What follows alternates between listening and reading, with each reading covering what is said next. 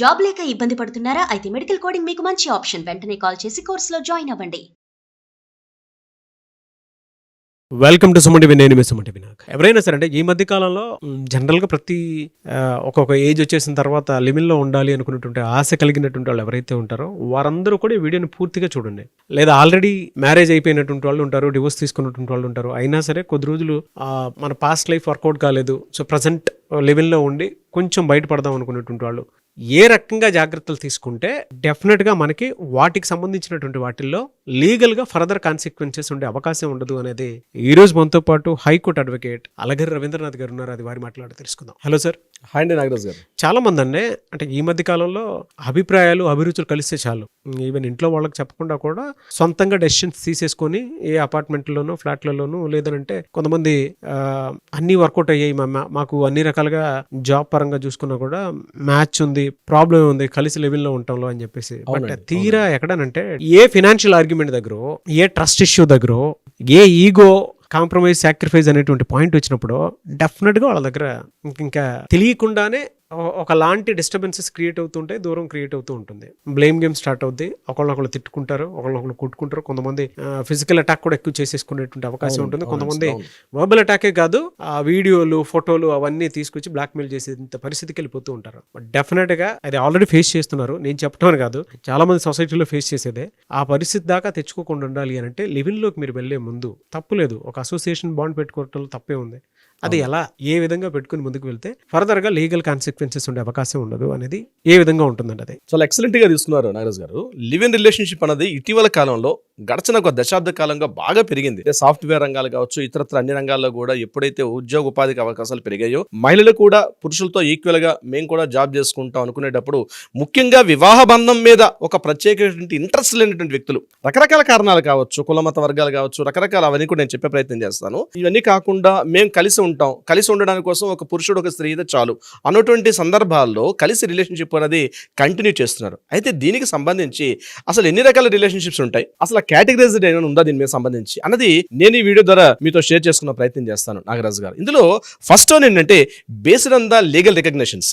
అంటే కొన్ని దేశాలు ఈ యొక్క లివ్ ఇన్ రిలేషన్షిప్ని యాక్సెప్టెన్స్ ఇచ్చే కొన్ని దేశాలు, ఇక మిగిలిన దేశాలు పక్క విషయాన్ని పెడితే మన భారతదేశంకి వస్తే భారతదేశంలో కూడా చట్టబద్ధంగా ఒక యాక్ట్ లేనప్పటికీ కూడా కొన్ని సుప్రీంకోర్టు, హైకోర్టు ఇచ్చిన తీర్పుల మేరకు కొన్ని రాష్ట్రాల వరకు దీనికి చట్టబద్ధత వచ్చింది. ముఖ్యంగా మహారాష్ట్ర, ఢిల్లీ, యూపీ, వెస్ట్ బెంగాల్, హర్యానా, చండీగఢ్, ఉత్తరప్రదేశ్, అదేవిధంగా మన ఏపీ, తెలంగాణ రాష్ట్రాల్లో కూడా వీటికి సంబంధించి కొంత చట్టబద్ధత వచ్చింది. అంటే లివ్ ఇన్ రిలేషన్షిప్లో ఉన్నటువంటి వ్యక్తులకు కూడా కొంత లీగల్ రికగ్నిషన్ ఉంది రావడం జరిగింది. ఆ ఉన్నటువంటి వ్యక్తులకు ఒకరి మీద ఒకరికి కానీ ఏదైనా మీరు అన్నట్టుగా స్టార్టింగ్లో కొట్టుకున్నా, తిట్టుకున్నా, అబ్యూజ్గా తిట్టుకున్నా, మెంటల్ హెరాస్మెంట్ చేసినా, ఫిజికల్ హెరాస్మెంట్ చేసుకున్నా ఆపోజిట్ ఉన్నటువంటి ఆ స్త్రీకి లీగల్ రైట్స్ ఉన్నాయి. డొమెస్టిక్ వైలెన్స్ యాక్ట్ ఏదైతే ఉందో 2005 ప్రకారం కంప్లైంట్ చేసుకున్న అధికారం కూడా ఉంది. ఇది గుర్తుపెట్టుకోవాల్సిన అవసరం నెంబర్ 1 నాగరాజ్ గారు. నెంబర్ 2, వాళ్ళ యొక్క లాంగ్ రిలేషన్షిప్ లో పిల్లలు కానీ పుట్టినట్లయితే ఆ పిల్లలకు కూడా వారసత్వ హక్కు చట్టం ప్రకారం ఆస్తిపాస్తులను కూడా కింద వాళ్ళకి లీగల్ హెరిడిటీ అంటే లెజిటిమేట్ చిల్డ్రన్ గా గుర్తిస్తారు. వాళ్ళకు కూడా లీగల్ హెరిడిటీ కూడా వచ్చే అవకాశం ఉంటుంది. ఇది ముఖ్యంగా based on the legal recognitions లో ఇన్ని రకాల వెసులుబాట్లు కూడా ఉంటుంది. ఇది number 1. Based on the commitment level Nagaraj గారు, ఈ based on the commitment level అనేది 3 సెగ్మెంట్ వైజ్ ఉంటుంది. అంటే ప్రీ మ్యారిటల్ కమిట్మెంట్ అంటే మ్యారేజ్ చేసుకుందాం అనుకుంటారు, కలిసి ఉండాలనుకుంటారు, కానీ ఒకరి అభిప్రాయాలు ఒకరికి నచ్చుతుందా లేదా, ఒకరి ఇష్టాలు ఒకరికి నచ్చుతుందా లేదా, ముందుగా ట్రై చేసుకుంటూ కొద్ది రోజులు కలిసి ఉందాం, దీన్ని డేటింగ్ అనొచ్చు, లేకపోతే లివ్ ఇన్ రిలేషన్షిప్లో కొద్ది రోజులు ఉండే ప్రయత్నం చేస్తారు. దీనికి కొంత కమిట్మెంట్ అనేది ఏమి ఉండదు. ఇద్దరు కలిసి ఉంటారు, ఒక 3 months 4 months ఒక 6 months అనుకుంటారు, ఉన్న తర్వాత ఒకరి అభిప్రాయాలు నచ్చకపోతే మాత్రం మళ్ళా బాయ్ హాయ్ అని చెప్పుకుంటూ విడిపోయే ప్రయత్నం కూడా చేస్తారు. ఇది ఒక కమిట్మెంట్లో ఉంటుంది. ఇది pre marital live in relationship అంటారు. నెంబర్ 2, లవ్ చేస్తారు, ఒక లవ్ ఇన్ రిలేషన్షిప్ అంటారు. లవ్లో ఉంటారు, ఒక కమిట్మెంట్ ఉంటుంది. నా లవర్ ఈమె ఖచ్చితంగా నేను సాక్రిఫైస్ చేయాలి, ఆమె ఇష్టాలు నేను గౌరవించాలి, ఆమె అభిరుచులను కూడా నేను గౌరవించాలి, బట్ మనం పెళ్లి చేసుకోవద్దు, కలిసే ఉందాం అనుకుంటారు. ఇదొక టైప్ ఆఫ్ కమిట్మెంట్ రిలేషన్షిప్. 3 ఉంటుంది, లవ్ ఉండదు, మ్యారేజ్ ఉండదు, ఏముండదు, జస్ట్ ఫ్రెండ్షిప్, ఏదో అవసరం నిమిత్తం ఫ్రెండ్షిప్గా ఉందాం అంటే అది చాలా కష్టం అనుకోండి అలా ఉండడం అన్నది. బట్ ఆ రిలేషన్షిప్లో ఉండే ప్రయత్నం చేస్తారు.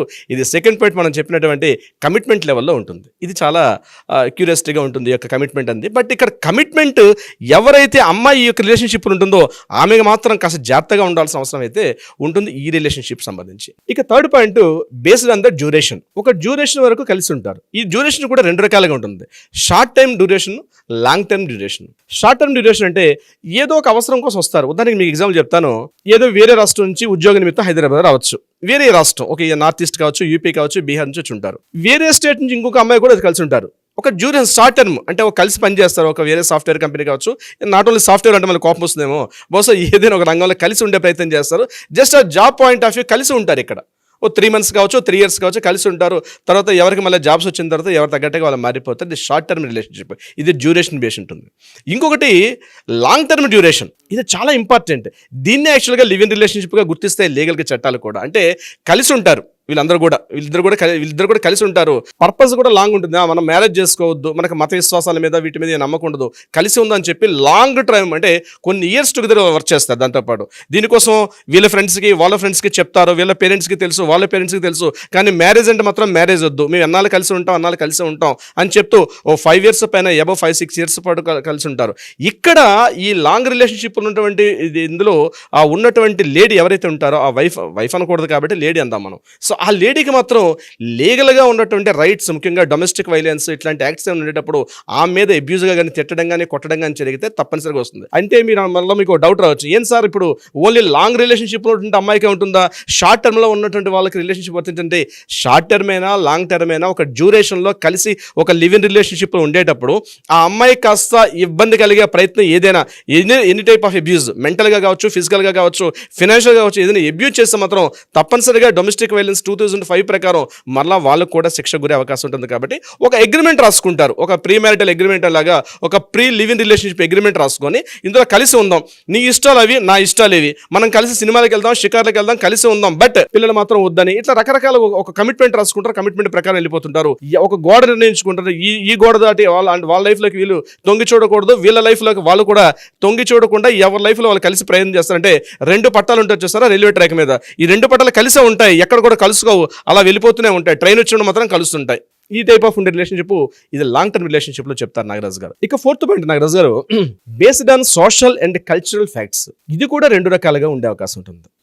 ఇది సీక్రెట్ లివ్ ఇన్ రిలేషన్షిప్ ఉంటుంది, ఇంకొకటి ఓపెన్ లివ్ ఇన్ రిలేషన్షిప్ ఉంటుంది. సీక్రెట్ లివ్ ఇన్ రిలేషన్షిప్ లో ఎలా ఉంటాయి మీకు చెప్తాను. ఉదాహరణకి ఈ అబ్బాయి కులం వేరు, ఆ అమ్మాయి యొక్క కులం వేరు, లేకపోతే ఈ అబ్బాయి యొక్క మతం వేరు, ఆ అమ్మాయి యొక్క రిలీజన్, ఆ అమ్మాయి యొక్క మతం వేరు.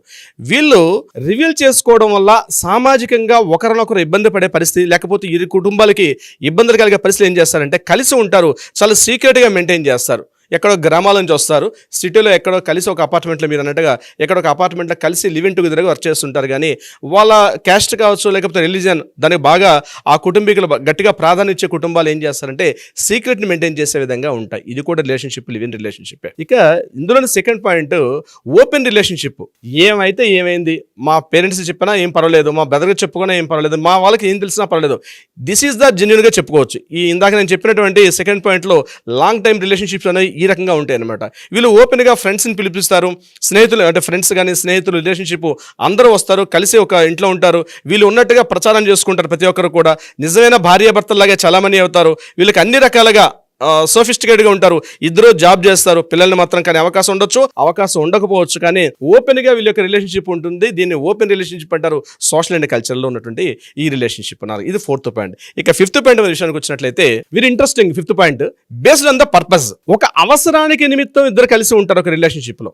అంటే ముఖ్యంగా జాబ్ చేసుకునే వాళ్ళు, చిన్న చిన్న ఉద్యోగాలు చేసుకునే వాళ్ళు రూమ్ షేర్ చేసుకోవాలి, అదేవిధంగా ఖర్చులు షేర్ చేసుకోవాలి, లేదా ఒక మంచి ప్రొఫెషనల్ కోర్స్ చదివేటప్పుడు, ఒక MBBS కావచ్చు, ఇతర మంచి ప్రొఫెషనల్ కోర్స్ చేసేటప్పుడు కలిసి ఒకే రూమ్లో కలిసి ఉంటారు. షేర్ చేసుకోవడం కోసం, ఖర్చులను తగ్గించుకోవడం కోసం, ఒక పర్పస్ కోసం కలిసి ఒక లివ్ ఇన్ రిలేషన్షిప్లో ఉంటారు.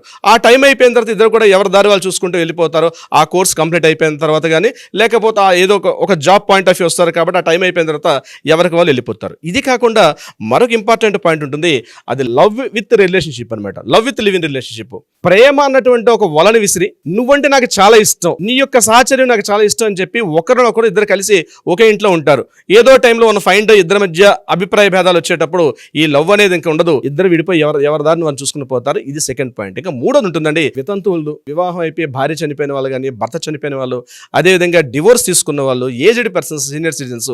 ఇటీవల మనం కొన్ని వీడియోస్ కూడా చూస్తున్నాం, సీనియర్ సిటిజన్స్ కూడా పెళ్లి చేసినట్టు కొన్ని సంస్థలు కూడా బాగా పుట్టుకొచ్చాయి ఈ మధ్యకాలంలో. కొంతమంది అంటే సీనియర్ సిటిజన్స్ కూడా, అంటే అక్కడ ఏంటంటే సెక్స్ వల్ల ఒక ఫీలింగ్ ఉండదు, ఏదో ఒకరికొకరు తోడు, ఒక మాట తోడు కావచ్చు, ఒక అవసరాన్ని తోడు కావచ్చు, అటువంటి రిలేషన్షిప్స్ కూడా ఉంటారు. రిలేషన్షిప్లో లివ్ ఇన్ రిలేషన్షిప్ ఇది కూడా కొన్ని సీనియర్ సిటిజన్స్ ఉన్నటువంటి ఈ రిలేషన్షిప్ కూడా దీని కిందకి వస్తారు నాగరాజు గారు. సో ఈ మొత్తం ఈ లివ్ ఇన్ రిలేషన్షిప్ని మనం కేటగరైజ్ చేస్తే ఈ 5 కేటగిరీస్లో ఏదో ఒక సెగ్మెంట్లో ఉంటారు. ఇప్పుడు ఈ వీడియో చూస్తున్న లివ్ ఇన్ రిలేషన్షిప్లో ఉన్నటువంటి వాళ్ళు ఎవరైనా సరే ఇప్పుడు ఈ వీడియో చూసే వాళ్ళు అయితే ఇప్పుడు నేను చెప్పిన 5 కేటగిరీస్లో ఏదో ఒక రిలేషన్షిప్లో ఉండే అవకాశం అయితే తప్పనిసరిగా ఉంటుంది నాగరాజు. ఆ కాన్సిక్వెన్సెస్ ఫరదాగా రాకుండా ఉండాలి అని అంటే మీరు ఇందాక pre live in association bond అని చెప్పేసి ఒకటి అంటే జరిగింది. ఇట్స్ నథింగ్ బట్ అగ్రిమెంట్ లాగా అనుకోండి. అవునండి. వెంటనే కొంచెం కటువుగా ఉన్నా కూడా అది అందరూ కూడా యాక్సెప్ట్ చేయాల్సినటువంటి విషయం. దాని తర్వాత ఎటువైపు నుంచి ఎటువైపు ఏ ప్రాబ్లం వచ్చి మీ నెత్తిన పడుతుందో మీకు అర్థం కాదు కదా. అది కొన్ని మీరు సొసైటీలో ఉండేటువంటి వాటిని రియలిస్టిక్గా యాక్సెప్ట్ చేయాలి. అండ్ మీరు లివింగ్లోకి వెళ్ళేటప్పుడు కూడా that you have to understand. అంటే ఆ basic level of thinking process లేనప్పుడు అందరూ ప్రతిరోజు ప్రతిసారి ప్రతి సమయం సందర్భంలోనూ ఒక రిలేషన్షిప్లో రోజు నమ్మకాన్ని నిలబెట్టుకోవాల్సినటువంటి అవసరం వచ్చేస్తుంది. అదే ఇద్దరి మధ్య గనక సఖ్యత కుదిరి రెస్పాన్సిబిలిటీ యాడ్ అవ్వాలి అని అంటే అప్పుడు మీకు ఏ రోజు ప్రూవ్ చేసుకోవాల్సినటువంటి అవసరం ఉండదు. నమ్మకం అనేది రోజు ప్రూవ్ చేసుకోవాల్సిందే, అందులో పెద్ద ఇదేం లేదు. ఏ రిలేషన్షిప్లో అయినా సరే రోజు ఉండాల్సిందే. అదే రెస్పాన్సిబిలిటీలో అంటే మ్యారేజ్ అయితే అందులో ఏ గోళ ఉండదు, ఎందుకంటే ప్రతి 10 మంది వచ్చి కలిపి ఆ మ్యారేజ్ని అంగరంగ వైభవంగా చేస్తారు. రిలేషన్షిప్లో ఉన్నప్పుడు ఏంటి అని అంటే కొంతమంది ఇద్దరు ఆటిట్యూడ్స్ కలిస్తేనో ఇద్దరు అభిప్రాయాలు కలిస్తేనో ఒక్కొక్క లాంటి లివింగ్లో రావటం జరుగుతుంది. ఫర్దర్ డిస్టర్బెన్సెస్ రాకుండా ఉండాలి అని అంటే ఒక లీగల్ అగ్రిమెంటు, ఒక అసోసియేషన్ బాండ్ లాంటిది ఏదైనా పెట్టుకుంటే చాలా మంచిది. అప్పుడు రెస్పాన్సిబిలిటీ ఇద్దరికి ఒకేలా ఉంటుంది, గోల్ ఉండదు. సో ఆ ప్రాసెస్లో కనుక మీరు డెఫినెట్గా రవీంద్రనాథ్ గారిని అప్రోచ్ అవ్వాలి అనుకుంటే మాత్రం స్క్రీన్ మీద మీ కాంటాక్ట్ నెంబర్ కనిపిస్తుంది, దాన్ని మీరు కాల్ ఆర్ మెసేజ్ వాట్సాప్ చేసినా సరే డెఫినెట్గా మీరు అప్రోచ్ అవ్వచ్చు. Anyways thank you thank you so much. ఇన్ని టైప్స్ ఉంటాయని చెప్పి మీరు చెప్పేంత వరకు కూడా చాలా మంది తెలిసి ఉండదేమో. అవునండి, చాలా టైప్స్ ఉన్నాయి అందులో. చూద్దాం ఫర్దర్గా వీటి క్లాసిఫికేషన్ లాగా అలా డివైడ్ చేసుకుంటూ కొన్ని వీడియోస్ చేద్దాము ఏ విధంగా ఉంటాయి అనేటువంటిదే. Anyways thank you so much Ravindranath garu. Thank you so much Nagaraj గారు.